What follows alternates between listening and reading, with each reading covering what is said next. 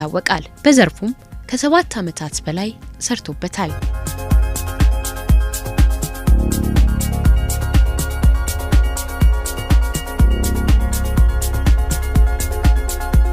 ሲሞን መዶሻውን ተጠቅሞ በርካታ ምስሎችን መስታወት ላይ ሲስል ቢታወቅም በይበልጥ ግን የሴቶችን የፊት ምስል ፍንትው አድርጎ በመስታወት ላይ ማኖር ልዩ ስሜትን ይሰጠዋል።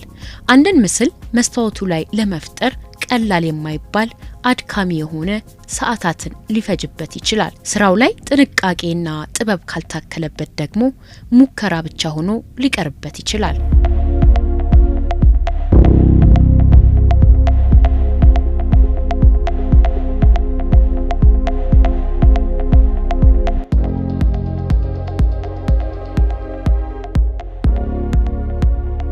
አንድን ስራ ሲሰራ አንዳንዴ በአንድ ጊዜ ሙከራ ብቻ የሚሰምርለት ሲሆን ሌላ ጊዜ ደግሞ አንድን ስራ 5 መሞከር ይኖርበታል።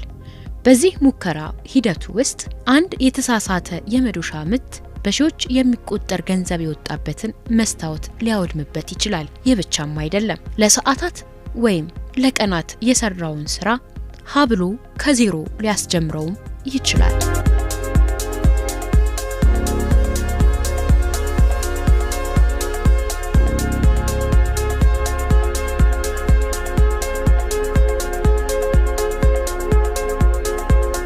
የሲሞን መሳያ ሸራ ያልተለመደ በመሆኑ የሸራውን ባህሪ ጠንቅቆ መረዳት ያሻል። የምስሉ ብርሃንና ጨለማ ክፍል በዚሁ ሂደት ጎልቶ ስለሚታይ ለእያንዳንዱ ስራው ልኬትን ጠንቅቆ ማወቅና መመጠን አለበት።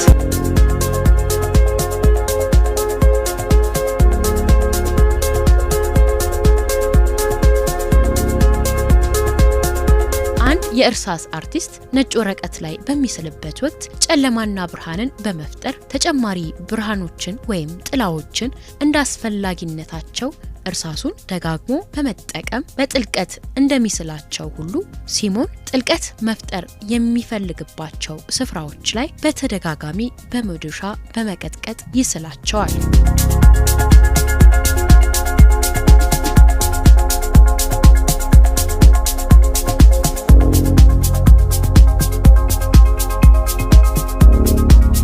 ይህንን ስራ ሀብሎ የሚጀምረው ፎቶ ከማንሳት ነው። ያነሳውን ፎቶ ወደ ኮምፒውተር በመገልበጥ ፎቶውን በግልጽ ለመረዳት በሚያስችለው መልኩ ምስሉን ቅንብር ይሰራዋል። ቀጥሎ መስታወቱ ላይ ምስሉን ይቀርጸዋል። የቀረጸውን ምስል ተከትሎ በመዶሻ ምት ስዕሉን ለመፍጠር ጉዞውን ይጀምራል።